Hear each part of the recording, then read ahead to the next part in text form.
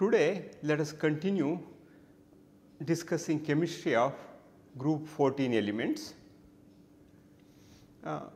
Other than carbon, we have silicon, germanium, tin and lead, and silicon is the most abundant element after oxygen in the earth's crust. And of course, the major source of silica is silicon is silica and also silicate minerals in the earth's crust, and germanium is least common and occurs in some zinc and silver ores in trace quantities and also in flue dust and the ashes of certain types of coal. And silicon and germanium do not show allotropic forms other than existing in the form of diamond like structures.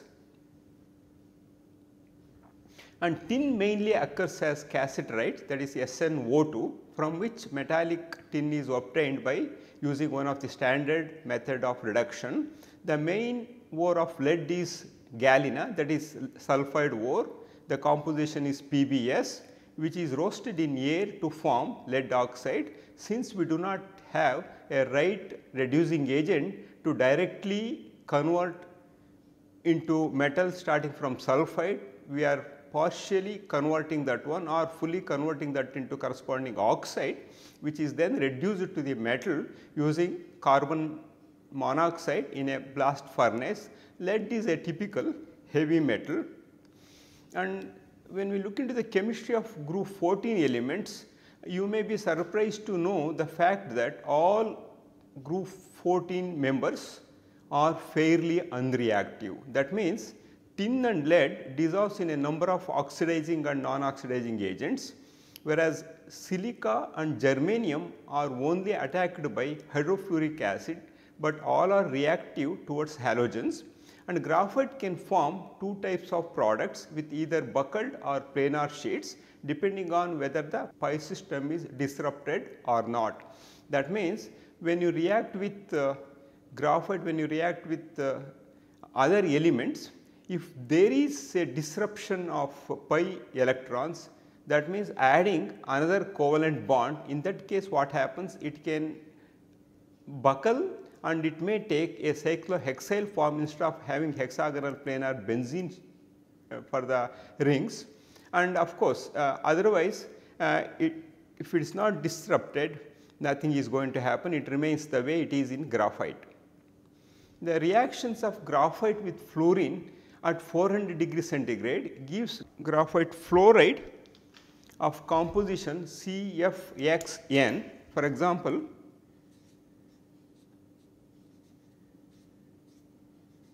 when graphite is heated with fluorine gas at 400 degree centigrade, it leads to the formation of this one, and of course, here when n equals 1, it is essentially colorless.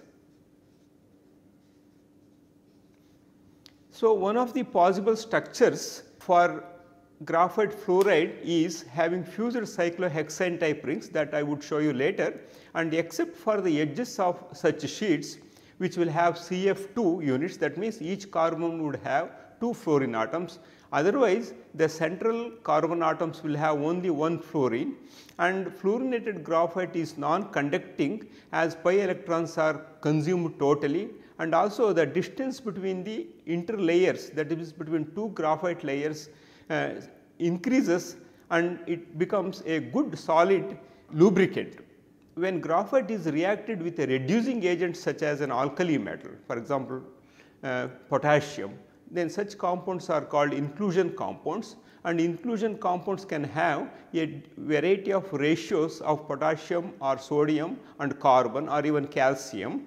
And in one such reaction, when graphite is heated or exposed to potassium vapors in the range of 100 to 320 degree centigrade, it gives a inclusion compound having composition of Kc8. That means, for every 8 carbon atoms there will be one potassium. I will show you the structure of graphite fluoride. Here you can see graphite fluoride, you can see the plane of graphite and fluorine atoms coming out perpendicular to the plane. In other words, you can see here, because of removal of pi electrons and addition of fluorine atoms, it is no longer having sp2 hybridization. Now, it is sp3 hybridization you can see for carbon. As a result, what happens, it is no longer a hexagonal planar ring. Instead, it will assume the cyclohexyl shape, and you can see in the diagram clearly all these things are puckered to have cyclohexyl interconnected cyclohexyl two-dimensional sheet. And now, because of addition of fluorine, the graphite layers move apart from each other.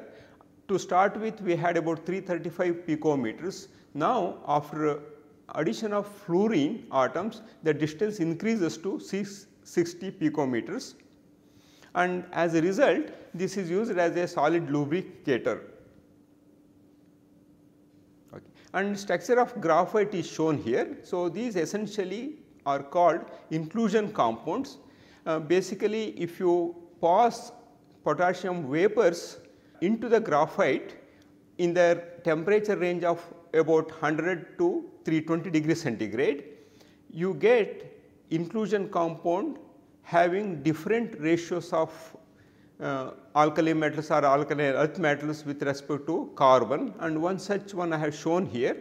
And you can see this red lines are essentially representing graphite sheets, and then when potassium goes and sits between the two layers in this fashion, you can also see in this one here. Now, the interlayer separation increases from 335 picometer to 540 picometer or 5.4 angstrom units as a result of the presence of potassium atoms in between. So, that means in this one, for every potassium there are 8 carbons are there and ratio is 1:8, and probably this picture will show you the presence of potassium atoms between them.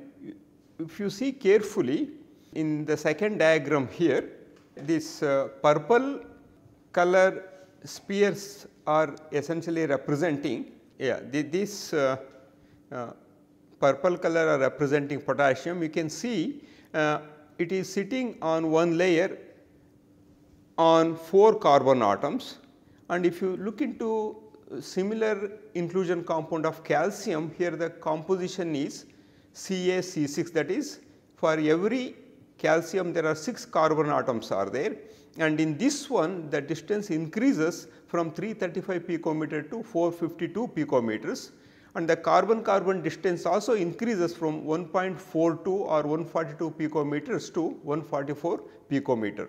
Let us look into the hydrates and organometallic compounds. In fact, methane is essentially a tetrahydride of carbon, and it looks very weird if we call methane as carbon tetrahydride. Nevertheless, its name is carbon tetrahydride. Let us continue using the name methane, and methane is the simplest hydride of carbon. The hydrates MH4 of other group 14 elements are less stable owing to the size mismatch between the group 14 atom and the very small hydrogen atom. That means, when you are thinking of making say SiH4, that is also called silane, silicon essentially uses 3s and 3p orbitals, and that has to form a hybrid sp3, and that should interact with 1s1. Since the size difference is enormous, what happens as a result of mismatch, the overlapping is not very efficient, and hence these bonds are very weak and also highly reactive. Same thing is true in case of heavier ones. In fact, germanium we are using 4s and it continues. Tin we use 5s and 5p, and in case of lead we are using 6s and p. So, since the sizes are increasing enormously, the corresponding hydrides or element to hydrogen bonds also become much and much weaker and making them highly reactive. And silane and germane, that is SiH4 and GeH4, and also SnH4 called STANN are also known, but plumbane PbH4 is very unstable and no chemistry has been determined, and also it is very difficult to isolate and carry out reactions with plumbane. And let us look into the general methods of preparation of some of these hydrates. Again we can use the corresponding halides and some reducing agents such as lithium aluminum hydride. For example, SiCl4, when it is treated with lithium aluminum hydride, it leads to the formation of SiH4 silane,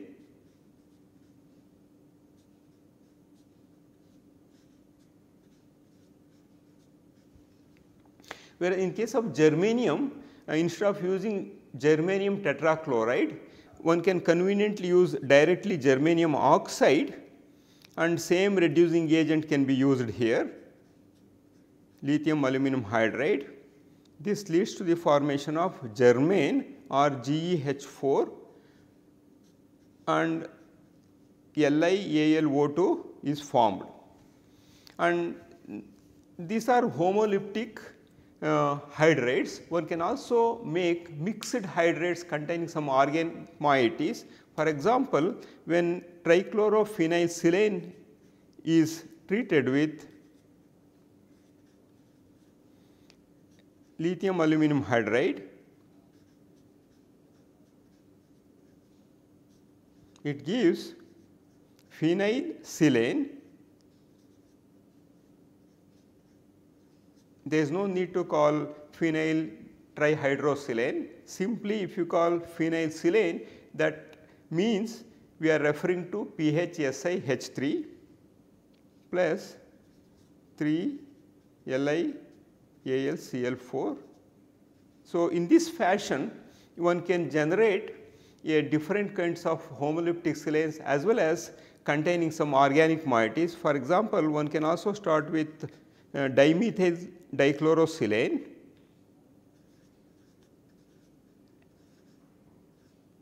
and one can take appropriate amount of lithium aluminum hydride. I am not balancing this one. One can generate dimethylsilane Me2SiH2, and corresponding lithium aluminum chloride can be formed as a byproduct. And these hydrates are also called hydrocarbons, especially all this methane, ethane, propane and here analogues are generally called as hydrocarbons. These hydrocarbons are thermodynamically unstable in air. That means suitable activation in the form of a spark is needed to ignite hydrocarbon, and essentially in internal combustion engine what we are using is we are using a spark and igniting the oxidation of hydrocarbon by incorporating or sending air into the chamber, and then what happens is we are essentially burning the fuel, or in case of automobiles it is petrol we call it, is essentially the major component of petrol is octane. Along that we also have higher analogues along with heptane and hexane, and one can look into this reaction that happens in internal combustion engine. C8 H18 is octane. When it is burnt with oxygen, to burn 1 mole of C18 H18, that is octane, we need 12.5 moles of oxygen. That gives 8 equivalents of carbon dioxide plus 9 equivalents of water plus energy. So, here one can roughly estimate by looking into the molecular weight how much oxygen is needed. For example, molecular weight of octane is 108. That means, in order to completely oxidize or burn 108 grams of octane, we need about 200 grams of oxygen. That leads to the complete combustion, and heat of combustion of octane is minus 5460 kilojoules. So, 1 mole of octane when it is burnt, heat of combustion is 5460 kilojoules. That means essentially 5460 kilojoules per mole. The mixture known as gasoline or petrol, when used in high compression internal combustion engines, has a tendency to knock. That means pre-ignition will be there. As a result, what happens? Most of bulk of fuel will be wasted. This is called knocking. So, in order to prevent this one, anti-knocking reagents are added. Essentially, tetraethyl lead used to be added in olden days, and because of its hazardous effects on environment, nowadays it is banned, and tetraethyl lead is no longer used as an additive in fuel. Instead of they are using some other mild reagents to prevent the knocking and increase the efficiency of the burning of fuel. For carbon compounds containing double and triple bonds are well known. For example, we know C double bond C, we also know C triple bond C. So, they are called alkenes and they are called alkynes.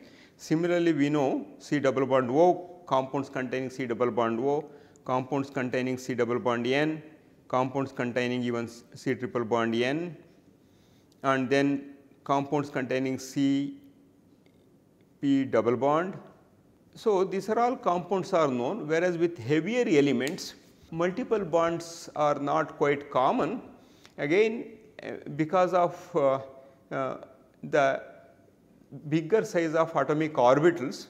And for example, if you go for silicon, silicon double bond is not known. Only in order to stabilize multiple bonds among heavier elements, one has to go for very bulky substituents to prevent kinetically addition of some other smaller groups to get it saturated. So, only by having very bulky groups and by giving umbrella protection, one can stabilize element to element multiple bonds. Otherwise, it is not possible with less bulky substituents. I would discuss those things much later, and of course, nevertheless some multiple bonded compounds are known. For example, with lead, this Pb double bonded compound is known. In this one, as I mentioned, very bulky substituents are used, that is 2,6-diisopropyl phenyl groups are used.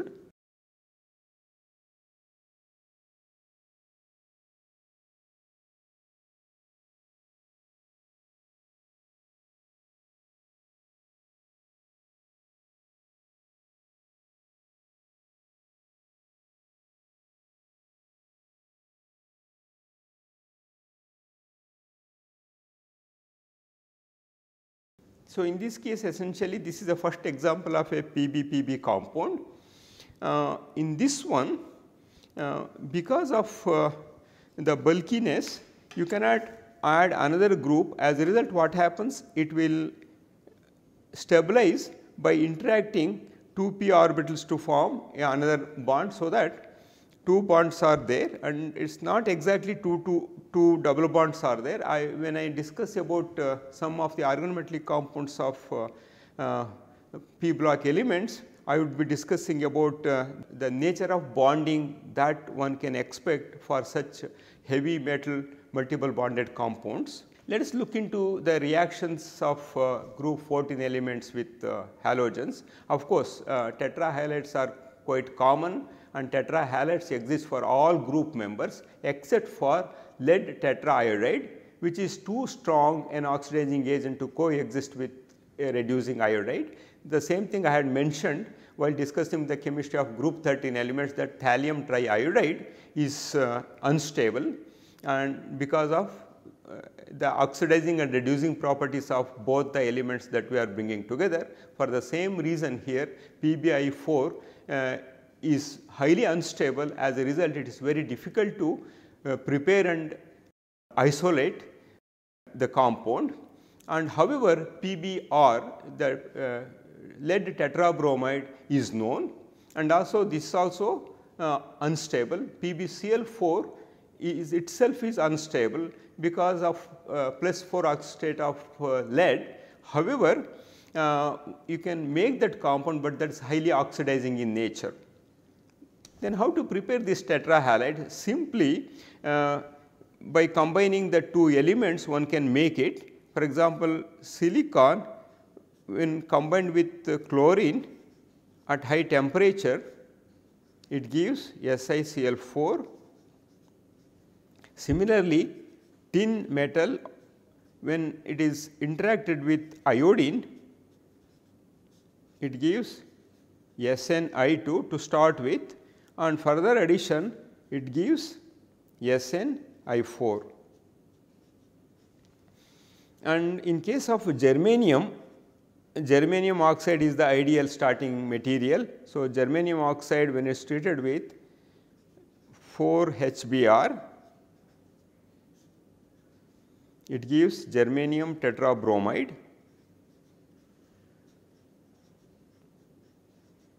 Just to show the interaction of group 14 elements with the different halides, I have taken chlorine here, iodine here and HBr here, and of course, SiCl4 with the excess of water, it undergoes hydrolysis to form SiO2 NH2O plus HCl. It is very interesting to compare the hydrolysis or reactivity of carbon tetrachloride and silicon tetrachloride. All halides in principle should undergo hydrolysis except SiF4 because of kinetic instability, but in contrast CCl4 cannot undergo hydrolysis. In fact, even at high temperature it does not react with water. As a result, in some cases where there is a fire hazardous is there. In some cases carbon tetrachloride is essentially used to extinguish fire. That means you can imagine how stable CCl bonds are in carbon tetrachloride, but in contrast in case of SiCl4 it is highly sensitive to moisture and readily undergoes hydrolysis to form silica. The reason is, if you look into the CCl bond strength and silicon chloride bond strength, they are essentially equal and comparable, but despite it does not react means it has to do something with kinetic stability of SiCl4. The kinetic instability comes because silicon is larger in size and also it can enhance its coordination number from 4 to 6. As that provision is not there in case of carbon tetrachloride. As a result, it does not react, whereas SiCl4 readily reacts, form silica. And of course, one can also extend the same analogy in case of SiF, sulfur hexafluoride also. Of course, sulfur hexafluoride also kinetically stable. The reason is very simple, since it is octahedrally coordinated. If you want to react with water, there is no scope to enhance its coordination number further unless 1 or 2 SiF bonds are broken, and whereas in case of silicon tetrachloride, so we have only 4 coordinated and there is no need to break 1 or 2 bonds to interact water with silicon. Suddenly it can use 5th or 6th coordination. That makes silicon tetrachloride more vulnerable for hydrolysis compared to carbon tetrachloride, which lacks that kind of expansion of coordination number from 4 to 5 or 6. So, let us look into the preparation of halides. For example, tin reacts with hydrogen halides to give SnX2 plus H2 is liberated. Similarly, GeX4, that means germanium tetrahalide in combination with germanium can give divalent halide or GeX2. This is called comproportionation reaction. I was discussing about disproportionation reaction while discussing the chemistry of group 13 elements. Now, if you see here, a germanium in +4 state is combining with germanium in 0 valent state to give germanium in +2 state. This is called comproportionation, and in contrast you can look into this reaction. Germanium iodide, it decomposes to give germanium tetraiodide plus 2 germanium. So, this is a opposite, exactly opposite of what happened here. So, this one is called comproportionation.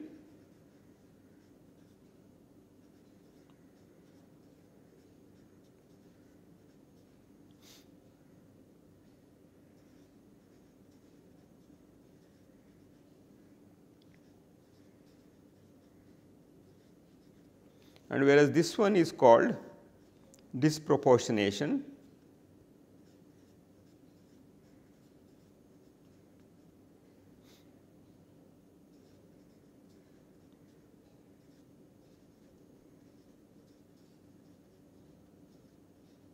That means, using either disproportionate reaction or conproportion reaction, we can interconvert divalent halides into tetravalent halides or vice versa. The tin halides, I have shown the structures of tin halides here. You can see in gas phase, this is in the monomeric form. It is a discrete molecule, whereas in solid state it uses the lone pairs of chlorine to establish a bridging chloride between the neighboring SnCl2 moieties to have a one dimensional polymeric structure. And when such dichlorides are there, essentially they are Lewis acidic in nature. So, one can expect the formation of adducts very similar to boron trichloride or aluminum trichloride or boron trihydride. Tin dichloride, that is SnCl2, in gas phase it exists in the monomeric form. You can see the structure I have shown here. And you can see now, because of this one we have Sn in +2 state, 2 electrons are left on tin.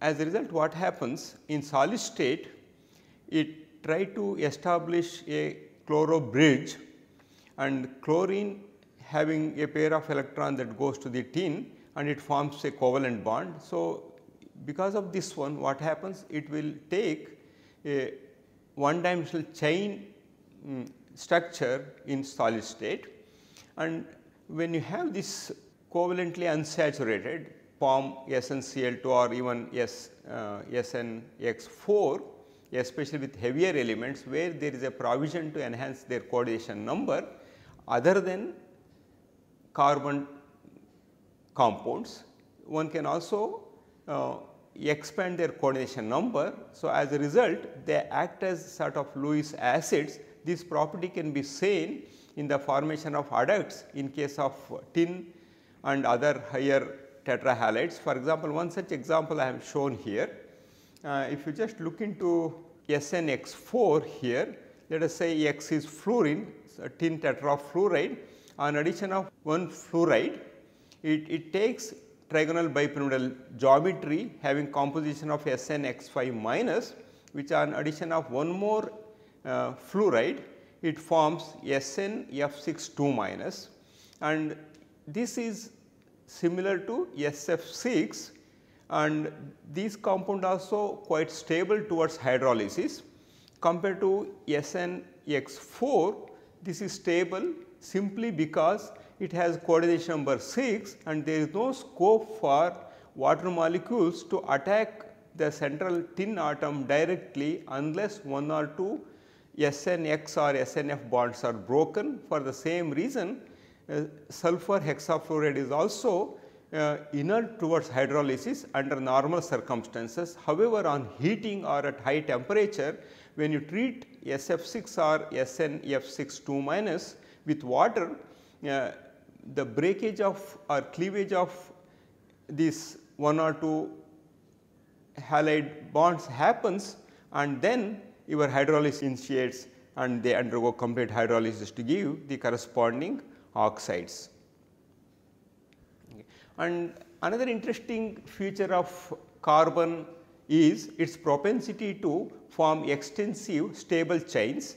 The congeners of carbon, that is heavier elements such as silicon and germanium, tin and lead, do not have this kind of property, and they show less inclination towards forming stable long chains. And it is very interesting, we have very long chain carbohydrates we call olefins. Despite there is no thermodynamic barrier, the formation of long chain silanes such as SiN H2n plus 2.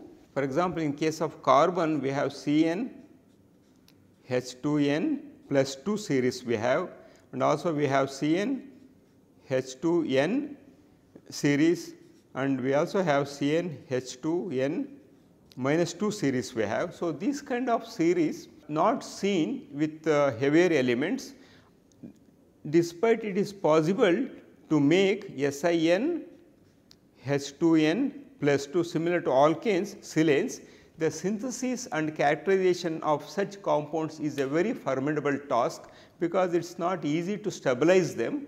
Catenation in case of silicon is restricted to having up to 10 silicon atoms in the chain. For example, this one is known, very similar to decane, it is decasilane is known. However, these compounds are also highly sensitive towards moisture assisted hydrolysis reactions. Although silica-silica bonds are weaker than carbon-carbon bonds, the energy difference do not account for the observed stability differences. The reason is the low energy decomposition pathways that are available to silanes that I told you, because it can enhance its coordination number and readily one can break Si-Si bond or tin-tin bond very readily, but that is not true in case of carbon-carbon bond. They are very strong and it is not easy to break CC bond, and hence in petrochemical industries the CC bond breaking, or we call it as cracking, is a very tough task, and this essentially cracking is carried out using heterogeneous catalysts at very high temperature.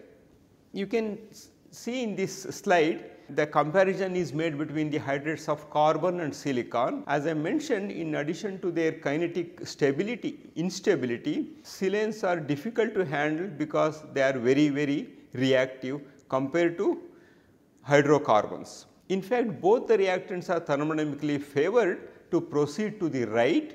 The major differences not apparent in the stoichiometric reactions is the energy of activation, which causes the paraffins or alkanes to be kinetically inert, in contrast to related or analogous heavier element hydrates such as silanes. Further complications with silanes arise from lack of convenient synthetic methods and also the difficulties we face in separation, because we cannot use ordinary means of column chromatography and other purification methods in case of silicon hydrates or silanes. And however, compounds having 1 to 8 silicon atoms in a chain are known, but as I said, they are highly reactive. And germanium, in case of germanium, Ge9H20 is known, and in case of tin only SN2H6. So, analog of alkane, that is ethane, is known, and a wide range of alkyl and aryl compounds of silicon, germanium and tin and lead have been prepared. For example, trimethyl tin chloride or tetraethyl lead, and halides with EE bonds are also known, that means catenated halides, that means having carbon-carbon bonds instead of having hydrogen on it, having halides. Similar to extensive range of hydrocarbons, diverse range of halocarbons are also known. Best example and finding numerous applications is PTFE.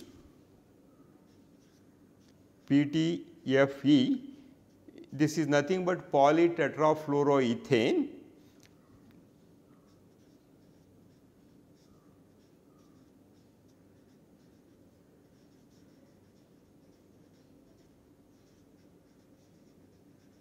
ethene, and is an extremely stable polymer finding numerous application in day to day life. I have shown here the catenated carbon fluorine containing compound. It is polymer, and of course, one can make in case of silicon also. You can see here each carbon is tetrahedral having 2 fluorine atoms and 2 carbon bonds, and this has this one dimensional chain like structure. And for silicon, a large number of higher halides are also known containing chains of silicon atoms analogous to polysilanes. Germanium, tin and lead form very few such analogues because of their low stability of EE bonds, that is SN-SN bond or PB-PB bond. And we know that as we move down the group, the reactivity of most of the bonds, whether you take element to oxygen bond, element to hydrogen bond, element to chloride, halogen bond or element to carbon bond, the reactivity increases. As a result, it is very difficult to make and isolate those compounds. When carbon or silicon is heated with many metals, the corresponding carbides and silicides are formed. When carbon or silicon are interacted with highly electropositive metals, we get ionic carbides and ionic silicides, whereas with the transition metals we get essentially carbon or silicon atoms included in the interstitial spaces, very similar to what we saw in case of graphite having potassium inclusion compounds. And here transition metals typically form such interstitial carbide compounds in which the individual carbon atoms occupy holes in close packed metallic lattices, and these materials are also very hard. That means, addition of a small percentage of carbon or silicon makes the metals much harder. For example, if you look into the steel, it contains anywhere between 0.05 to 0.25% of carbon, whereas stainless steel we use as utensils and in other applications have about 0.1 to 1% of carbon in it.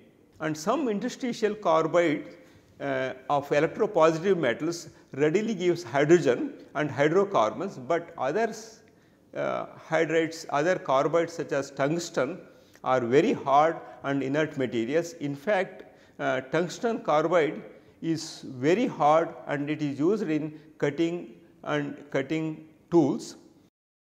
Where it is not possible to use diamond, carbides of reactive metals tend to be ionic in nature. I had mentioned mostly with electropositive metals such as alkali metals and alkaline earth metals.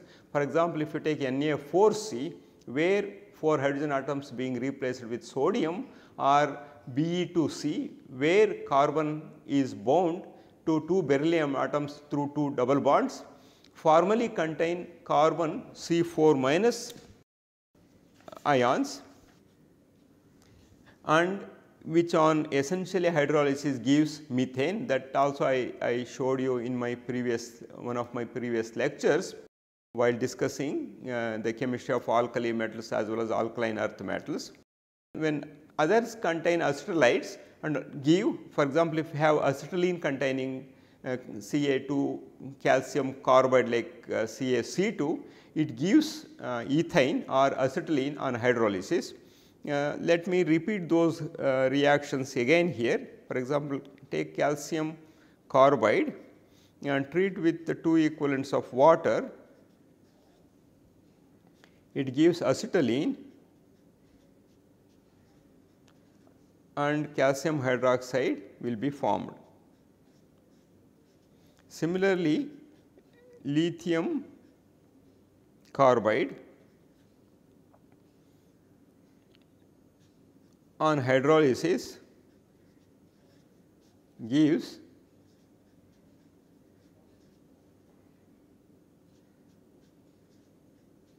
propane, 1 propane plus 4 LiOH. That means ionic carbides are sensitive towards hydrolysis and readily give the corresponding hydrocarbons and hydroxides. Let us look into group 14 element oxides, oxides of carbon being gases are quite different from those of other group 14 elements. For example, silica SiO2 is a solid with very high melting point having 3-dimensional structure, and structural differences results from the presence of strong p-pi bonding between carbon and oxygen, and we can see carbon carbon double bond and also carbon oxygen double bond, whereas carbon oxides are essentially discrete, whether you consider carbon monoxide, carbon dioxide or even carbon suboxide. I will give you the preparation of carbon suboxide later. In contrast, silicon to oxygen double bond is unstable. We do not have any example of any compound having silicon to oxygen double bond. This is because of the mismatch of p orbitals of silicon and oxygen that should lead to the formation of a pi bond. Since because of mismatch one cannot form readily silicon to oxygen double bond, and however, it prefers to have 2 silicon to oxygen double bond in its place, and silicon oxides and many oxyanions of silicon have infinite covalent network structure having numerous SiO bonds. Heating the element in oxygen forms the dioxide. Directly heating the element with oxygen leads to the formation of dioxide. And let us look into the different type of oxides we come across. In case of carbon, we have CO, CO2, and also another one called C3O2. This is called carbon suboxide, and carbon monoxide can be readily generated in laboratory by dehydration of formic acid using sulfuric acid. It essentially forms CO and H2O comes out. If you take formic acid and treat with concentrated sulfuric acid, CO gas comes out with the formation of H2O, and carbon monoxide is poorly soluble in water and does not react with it. CO plus OH gives HCO 2 minus. Formate anion when concentrated with concentrated hydroxide it gives. So, CO is isoelectronic with N2 and has very similar physical properties. And also you know the fact that carbon monoxide is very poisonous and it is much more reactive than nitrogen.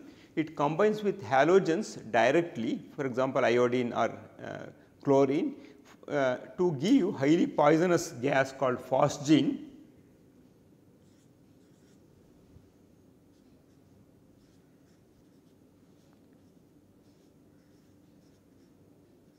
So, this is called phosgene.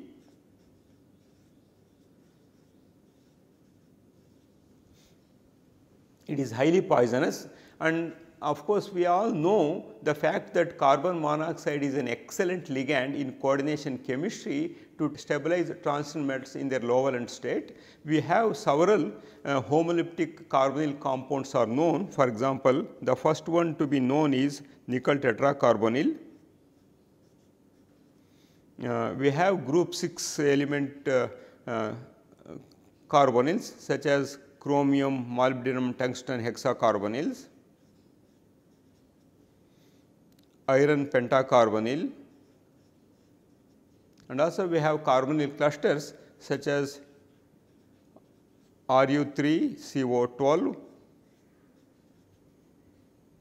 or iridium 4CO12, etc.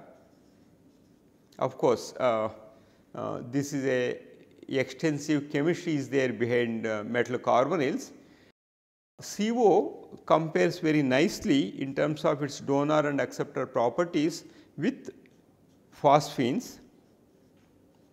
So, I will talk to you about utility of phosphines as ligands in coordination chemistry, organometallic chemistry and also homogeneous catalysis when I discuss the chemistry of group 15 elements.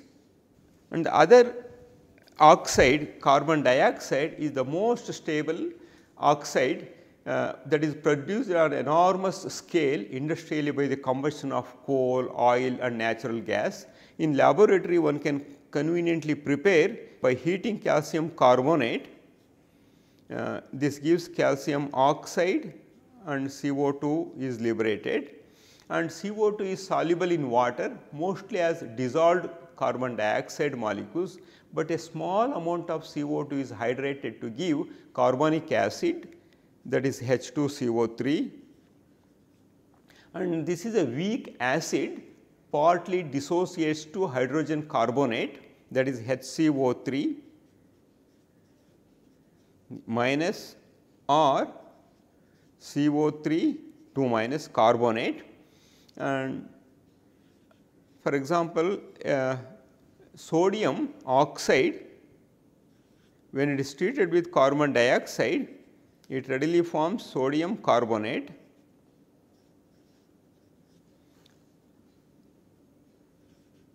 In the same way, hydroxide, if you take and treat that one with carbon dioxide, any hydroxide, it gives the corresponding carbonate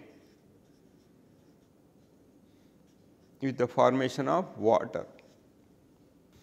Calcium carbonate, when it is combined with carbon dioxide,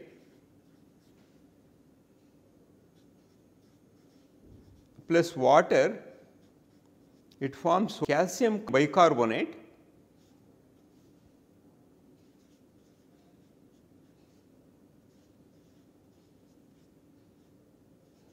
So, this equilibrium is very important in geochemistry. For example, the deposition and redissolution of limestone rock during weathering. That means, this equilibrium whatever I have written is very important in geochemistry. For example, the deposition and redissolution of limestone rock during weathering. Then carbon suboxide I was mentioning, that can be prepared starting from malonic acid. This is malonic acid having 2 carboxylic groups using a dehydrated agent such as P4O10.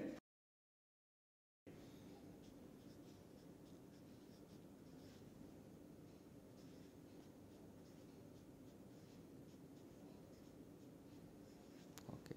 So, this is called carbon suboxide. This can be conveniently prepared by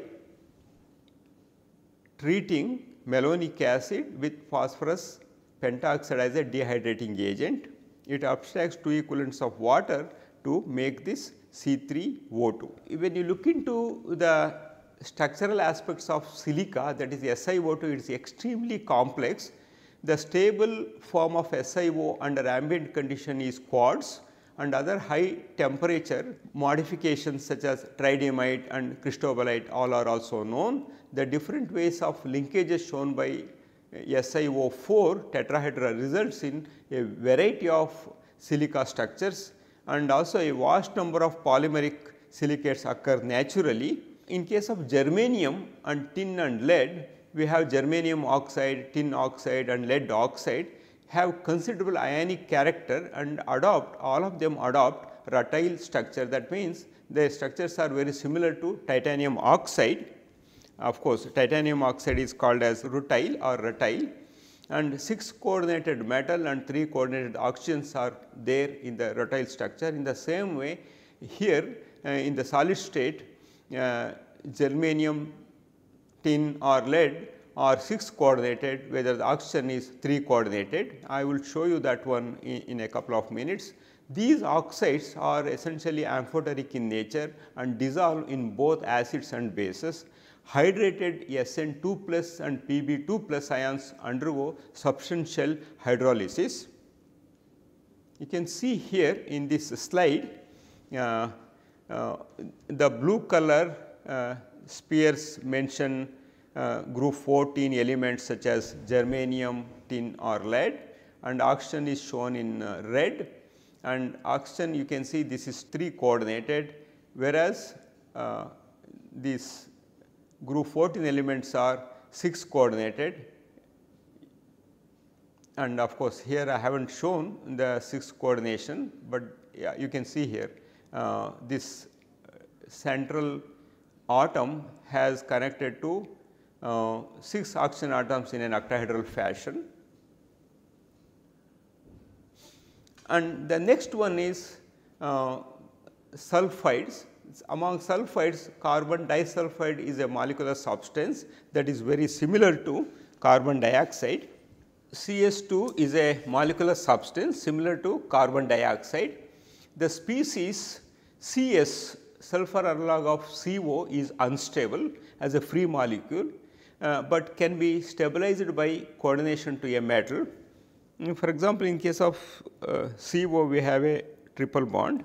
If you think of similar triple bond between carbon and sulfur, it is not possible because of again mismatch of the orbitals that are supposed to overlap to form this multiple bonding. As a result, however, CS is not known, CS2 is known. CS2 is very similar to CO2.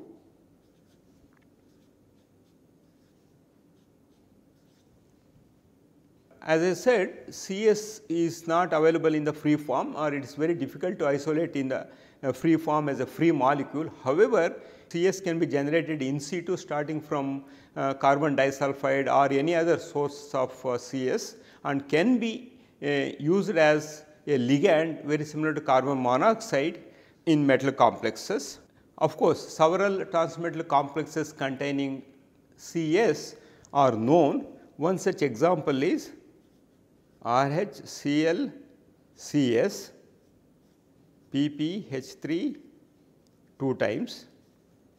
So, here we know the carbon monoxide analog is known, for example, RHCl CO PPH3, this compound is known.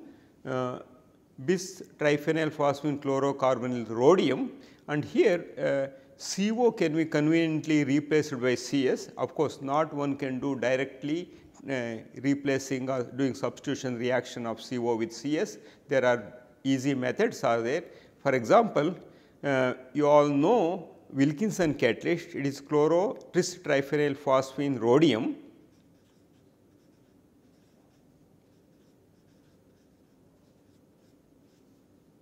This one, when it is treated with carbon disulfide, what happens? It forms this compound.